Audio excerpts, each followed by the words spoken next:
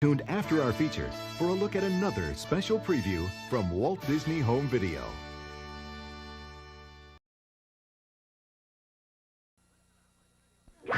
Listen, I want to tell you who we got this week. We've got Brett Summers, Charles Nelson Riley, Fannie Flagg, and Bart Braverman. And my gorgeous friend, Ava Gabor. And the very handsome William Daly. And we'll all be here on Match Game. Tune in, yeah. I'm not sure about that.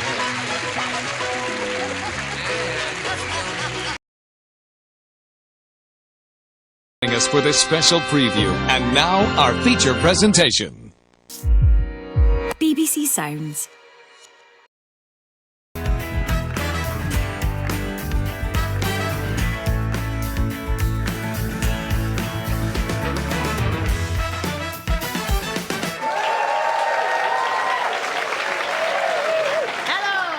McGovern, and welcome to The Ultimate Choice, the show that confronts celebrities with dastardly dilemmas, curious catch-22s and unhinged ultimatums. Joining me tonight are two top comedians. It's Andrew Maxwell and Amy Gledhill. So, tonight we are taking your life out of your hands. We're going to be playing a souped-up game of Would You Rather. I'll present each of our guests with a devious scenario that rests on one simple choice. But Andrew and Amy won't be choosing the outcome. Oh no. Our wonderful studio audience will weigh up the pros and cons of both sides and, with some help from real-life experts, ultimately decide on our poor celebrities' fates. That's right. The audience will be pulling the strings with all the skill of Geppetto after one too many Jaeger bombs. OK, let's get straight down to it with round one. Our first dilemma is one that's going to impact Andrew. Here is the scenario. So it's always been your dream to be a head teacher. Is this like Who Wants to Be a Millionaire and they're giving you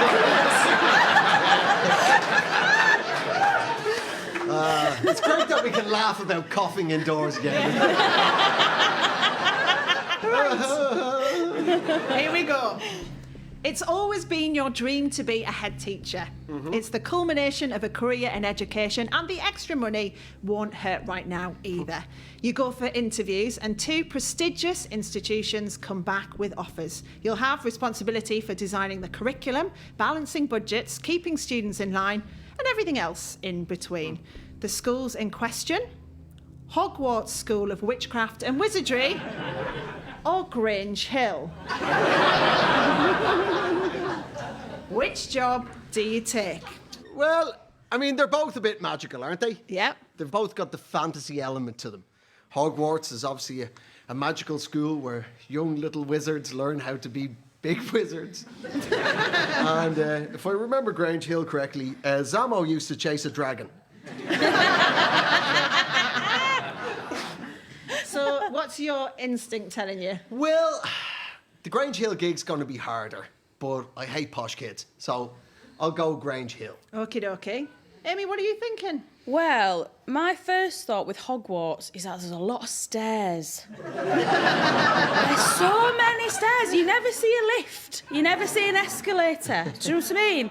And that sort of puts me off. Whereas Grange Hill, you know where you are, it's flat. Shall we talk through some of the pros of Hogwarts then? So they've got much better facilities than Grange Hill. Yeah. Listen, Quidditch pitch. You get your own owl. Yeah. You do, but owls aren't easy to deal with. Do you have experience? I have. I was hungover in a pub in Kerry once, and a man walked in with an owl. And I was a bit hungover, and went, "Hey, there's an owl." And he went, "Yeah, it's all yours." And he just left it on my arm and left the pub. So I spent the rest of the evening with an owl on my arm. And it didn't have the gauntlet or any of the equipment. It's just a man in a t-shirt. So you would fit right in then at Hogwarts? I suppose I'd certainly work in the avian department. Yeah. What about all the magic at your disposal as well? You know, if you've got a pushy parent you've got to deal with, or Ofsted coming up, you'll be just like, Expelliarmus. Oh, yeah. And that'd be that. Well, that's the thing. Why don't they all just do magic all the time to make everything good all the time? Because then there'd be no storyline. Oh, yeah. No, you have got a point there. But I'd say, I think the magic is quite cool. I'd say another pro is the capes. Yeah. Because as a lady with a larger chest, let me tell you, shirts are difficult to button. And in Grange Hill, I feel like I would have to wear a shirt, whereas a cape, it ties around the neck, it's free-flowing. Yeah. I can wear what I want, you know. It's practical, it's stylish, and it's inclusive for all body shapes. There's a good curriculum as well, you know, herbology, divination. Oh, it's a fabulous curriculum they have, because they're training people to be wizards, you see. And by that I mean civil servants. Which, you know, to actually get any legislation enacted in this country is magic these days. Yeah. So that's what they're training. Whereas Grange Hill, van drivers, really. Do you know what I mean? Nothing wrong with van No, drivers. no. Listen, it's not my country, it's your class issue. Not mine. You turn his life around. And now, he's vaping and driving a van. Yeah? That's magic. That's magic. I love that. That's real magic. The start of the question was, Andrew really wants to be a head teacher. Should we talk about Grange Hill then? Please. The pros there. There's a social element to it. You'll be potentially I'd be lifting- mixing with my own kind. Yeah. I'd never need to call a dealer again. Just, it's Wednesday, it's time to start confiscating. I wonder what our audience think on this. Does anyone want to tell me their thoughts? Yeah, I'd say Hogwarts, because I think that was the school that has the greatest chance of claiming independent grammar private school status. And as a result, you could then get charity status and use that as a massive tax fiddle. And as of next April, I believe, you could then improve your cash flow by 20% by charging VAT.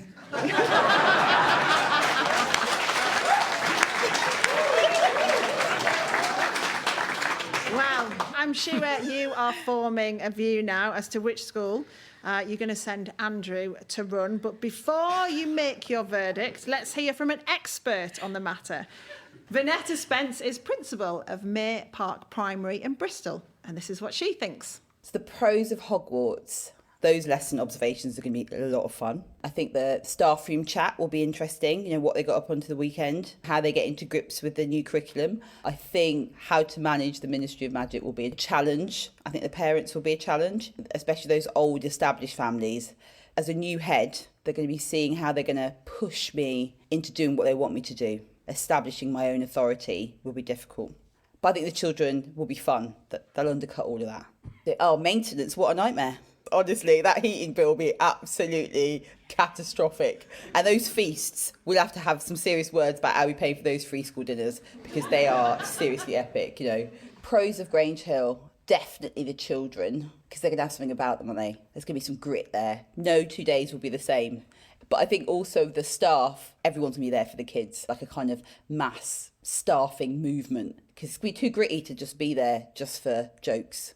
The parents, I think the parents could be a bit of a con, but a bit of a pro.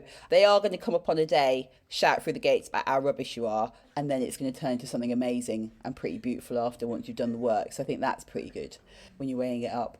The children, the staff, the parents are going to be a pro at Grange Hill. Yeah. So, given everything you've heard, where are you swaying? Well, I don't really like it in the Highlands of Scotland. It's very cold in the winter and there's midges in the summer. Whereas Grange Hill is just Ilford. So I'll go for Ilford because it's just off the M11. Yeah. North Circular.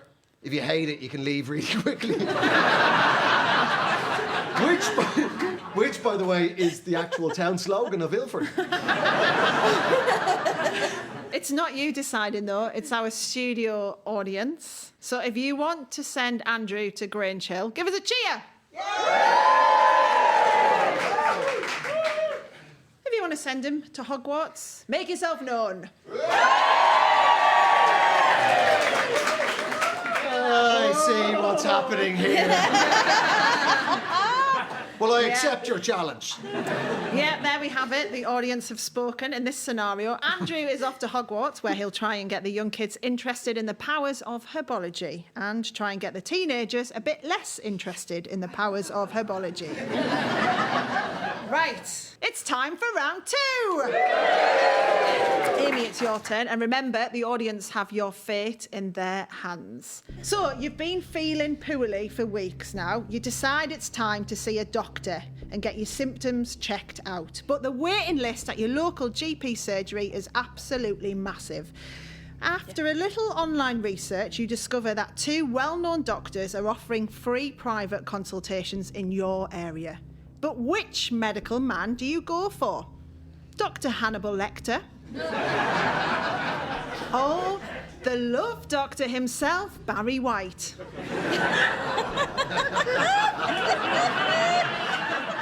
What are you thinking? Oh, there'd be 2 very different appointments, wouldn't there? Do you know what? Hannibal Lecter is smart, isn't he? Yeah. Like, he does know his stuff. And I went to the doctor's recently. Well, it's a nurse appointment, and I don't think she was a nurse, and it sort of freaked me out a bit. What was she? I think she was a practical joker. I went for a smear test, and she said she couldn't get it. She said it was too cold, so she made me stand up, and I kid you not, jump up and down, rubbing my tummy and coughing, and I was doing it because I'll do what anyone tells me to do. And then I got on the bed and she just did it really easy, and I was thinking that was a joke, wasn't it? There's no way that's real. That must be a distraction technique or something. Were you nervous? No, it wasn't till I was jumping up and down with my pants off. So who would you pick then? Hannibal Lecter, because I feel like he's the most closest thing to a medical professional. I think I would also go Lecter, because what's a doctor there for? They're either giving you pills or bad news. So you probably want bad news from Hannibal Lecter. You know what I mean? The bad news might be he's going to eat you, though. Yeah. Well, I think it's probably inevitable. But you wouldn't want bad news from Barry White, would you? I disagree. I would absolutely love some bad news from Barry White. Oh, baby. You don't need to plan for next Christmas. Ding, ding, ding, ding, ding. Get your will ready. Okay. I'd be jumping up and down without him telling me to.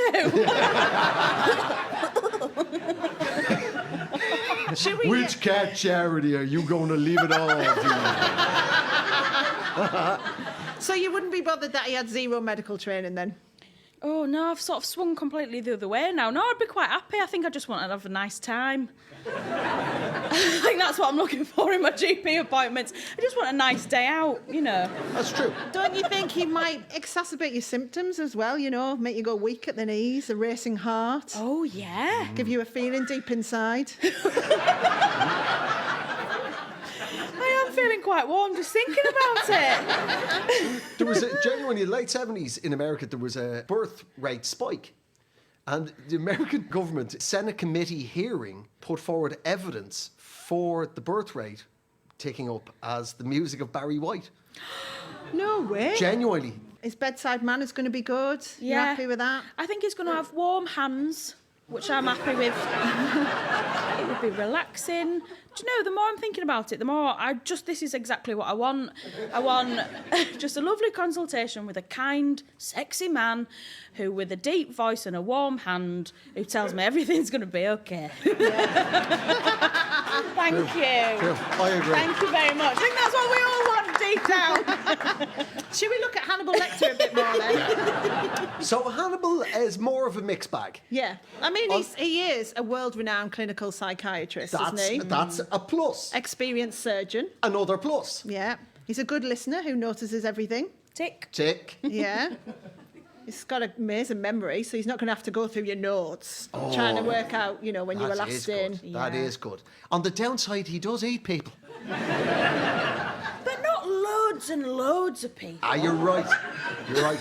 He is picky. He's picky. Yeah. He's not going to want me. You never know. Do better for his sandwiches.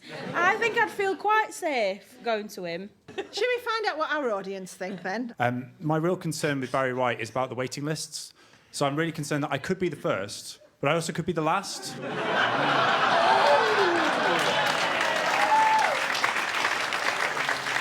done. That was my everything. Does anybody else want to give us their thoughts then? I actually think you'd probably give Lecter a bit of a miss there, though, because the dietary recommendations would only ever be liver and beans together. You might want some green veg in there for a bit more balance. Just a few. Very true. But a nice Chianti. Yes. Sublime. Right, let's hear it from a real-life doctor. Sonia Adesara is an NHS doctor, and she had this to say. I think there is a good chance that you may get a bad service from both of these doctors. I think it depends on what condition are you worried about. If you've got problems with maybe anxiety or stress, then maybe the love doctor might be a bit better because his soothing voice may help you get better. And maybe going to Dr. Hannibal, the risk of him maybe eating you might make your mental health issues worse or might make your stress a bit worse. If, let's say you had a health problem that you thought was life-threatening, that you thought could actually kill you, then even though the love doctor may be able to make you feel better with his soothing, beautiful voice, he can't actually give you any medicine. So at that point, maybe going to Dr. Hannibal Lecter, given that he is an actual doctor, he had his medical training, he's got qualifications, he could write you some prescriptions, he could save your life, that might be better. And if your illness is going to, kill you anyways, then the risk of death may be, less stressful. Also, what type of patient are you? What type of doctor do you want? So in my experience, some patients really like the stern, scary, old man telling you off type of doctor to kick you in gear. If you're one of those patients that, needs someone to really tell them you need to do this, then in that case, choose Dr. Hannibal. So I think there's a lot of things to consider and it's quite a difficult question. I know the expert basically said Barry's going to be rubbish. Don't go with Barry. Go with the one that's got the medical licence and can give you actual medication and save your life. But come on, it's Barry. Where are you leaving, Andrew? Who's going to pick Hannibal Lecter over Barry White? Well, let's find out what the audience think. It's crunch time. Studio audience, we need you to cast your judgment if you'd prefer Amy to be looked after by Dr. Hannibal Lecter. Make yourselves known. Barry White fans, be loud and proud.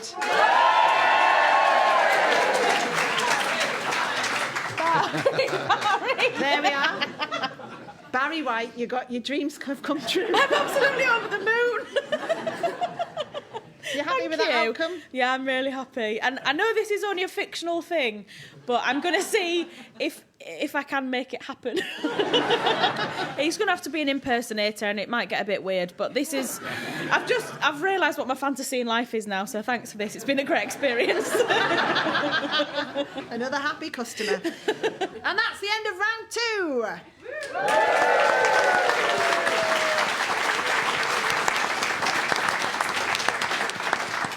Now, up until now, our studio audience have been making the big calls, but we can't let them off scot-free. For our next question, we're going to crank the heat up on them, which is going to cost us a fortune in the heating bill, but what the hell? This is how I roll. So this time, it's not our guests whose futures are on the line, it's our audience who will face the ultimate choice. And who will choose their fate? Andrew and Amy. You up for that? Oh, how the tables have turned. Right, so here is our third scenario. The stresses and strains of modern life are getting on top of you. So you sign up to a life coach service with a difference. Your life coach will make every major life decision for you. Romantic, financial, professional, the works. But when you turn up to your first session, you're horrified to discover the truth. Every big call in your life is going to be made by either 7-year-old you or extremely drunk adult you. Which do you choose? So yeah, a battle between two versions of yourselves. If you're anything like me, though, both made an appearance in lockdown. But which should win out? Andrew and Amy? Where would you lean on this? It's the same person, isn't it? Yeah. 7-year-old me and extremely drunk adult me both think it's great to pee in the front garden. What are you thinking, Amy? I think 7-year-old me would be quite good, actually. I think I somehow was more equipped for life when I was 7. Everything just seemed so simple and clear, and it was just really easy. I once went out with somebody for 8 months because I agreed to go out with them when I was drunk and didn't remember. and 7-year-old me wouldn't have gone out with him because he wasn't that nice, you know. Yeah. 7-year-old me would have been like, ugh, gross, no. So I think 7-year-old me would be the better life coach. There's a lot of pros, though, for the 7-year-olds, isn't there? Like you say, that hope and optimism. Hope and optimism. Yeah. Also, your big problems matter less. Like, you're not going to care about inflation because you can do a cartwheel. That is really true. And I think it'd give you an interesting diet. Yeah, I mean, I don't know if that's a pro or not. Well, I think 7-year-old me would definitely have like ice cream for breakfast. Fine. Drunk me puts pizzas in the oven and then falls asleep. Okay. So I think 7-year-old me actually is winning that one. I don't know. You get drunk and put a pizza in the oven, you wake up, you're surrounded by men in uniform saving your life. That's pretty good. If one of them's Barry White, she'll be happy. Oh, who wouldn't like to see Barry White go down a fireman's pole? Slowly or very fast. How does physics work? I guess the bad thing, though, is you'll probably have unrealistic job expectations, you know. Yeah. I really wanted to be a vet when I was little, but I'm allergic to all animals and quite scared of them as well. So, yeah. What did you want to be when you were 7? Can you remember? I wanted to be boxing heavyweight champion of the world. All right, okay. And then I didn't get big enough. And I wasn't willing to fight small men. Should we talk about the cons of drunk you making all your life decisions for you then? One of the things is the internet. You do loads of mad buying, don't you, when you're drunk? Yeah. Yeah, according to The Sun and The Mirror, people in 2020 admitted to getting hammered and buying things like a soap-making business, a life-size cutout of Gemma Collins, a splinter which had been removed from the foot of an NBA star, and an actual ambulance. So that could happen. I've bought 2 mad purchases in my life. One was I bought a convertible car when I got my first instalment of my student loan because I thought I was a millionaire. I've never seen that much money in my life, but I didn't drive. And my boyfriend was furious. And the other thing I've bought recently was Phoebe. It was broken, and it said quite clearly that it was broken, but in my head I was like, I can fix this. A broken vibration plate, which is a thing you stand on and it just wobbles you. But it's broken, so if anyone wants one of them. It sounds like you get that experience when you go for your smear test now. So you don't need to worry. I don't know. I don't really have much on this because the only thing I've ever bought when I'm really drunk is more booze. I believe it's called a nightclub. Also, relationships are easier, aren't they, when you're drunk? So those decisions would be easy. You know, you got your flirt on a bit more. Only if you're both drunk. Yeah. Oh, there's nothing like trying to be in a relationship with somebody who's sober. When You know you're what I mean? not. You're not. You're in the back of the car. They're in the front. Yeah. They're a taxi driver. You're trying to form a relationship. What do our audience think on this? What are they thinking? I can cartwheel when I'm drunk. Ah, right. And I don't care about inflation when I'm drunk. So I just think life would be more fun. Yeah. 7-year-old life would be a bit flat, I think. So just get drunk. Yeah. Yeah. and are you drunk now? Just checking. Anybody else? I think drunk me, because drunk me is good at pretending to be sober. Like if I'm going on a bus or something, I can pretend to be sober. So if I just constantly tell drunk me that there's a bus driver in the corner or something, then I could pretend to be sober and drunk me could make good decisions. before we decide what to do, let's hear from our ultimate choice expert, who in this case is psychologist and broadcaster Emma Kenny. As a 7-year-old, you're very mindful of the moment, but that also means you're not necessarily thinking consequentially. And the naivety of a 7-year-old also means that you're entirely vulnerable. So you have to think very carefully. Do you want the joyful experience of just believing that everybody has your best intentions at heart, and where tomorrow really doesn't matter, but committing to tasks is unlikely to be something that you're going to be able to stick to because attentionally, well, there are more fun things to do.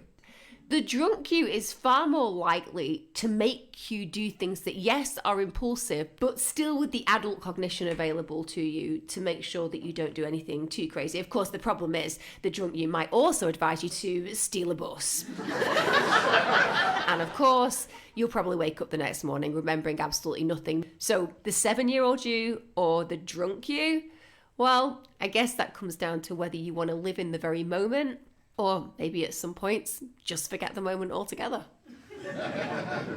So that's what our psychologist Emma thinks. I love the thing that first came to her head was steal a bus. Yeah. I don't think I've ever had that thought when I've been I bet drunk. Emma's great value on a night out. Yeah. I bet she's amazing to go out with. Right, so it's decision time. Amy, where are you going? It is tricky, this one, but I listened to the expert and the way she described being a 7-year-old and not being able to commit to a task. I have ADHD and it's like, that's how I live now. So I feel like a 7-year-old is fine. I think you'll survive. You might not have a great life. Yeah. But I think you'll get by.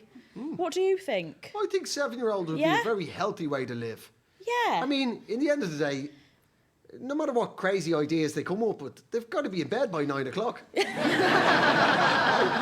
Are you saying, Andrew, 7-year-old you is who you're deciding? Oh, definitely 7-year-old. Right, okay, so the panel has spoken, the decision is made. Studio audience, from now on, all your major life decisions must be made by 7-year-old you. Who's happy with that? Give us a cheer if you're happy. Who thinks they've made the wrong call? Sorry, you've got it about right. So that brings us to the end of the show, and where are we? Andrew is the headmaster of Hogwarts and just tried to use the staff loo straight after Hagrid. Amy is off to see Dr. Barry White and to ask him why his prescription of more love still hasn't got rid of her persistent Veruca. And our audience are being controlled by their 7-year-old selves, which goes some way to explaining why the studio smells of chicken nugget farts. Thanks once again to our panellists, Andrew Maxwell and Amy Gledhill, and to our wonderful audience here in London. I've been Steph McGovern, and this has been The Ultimate Choice. Good night.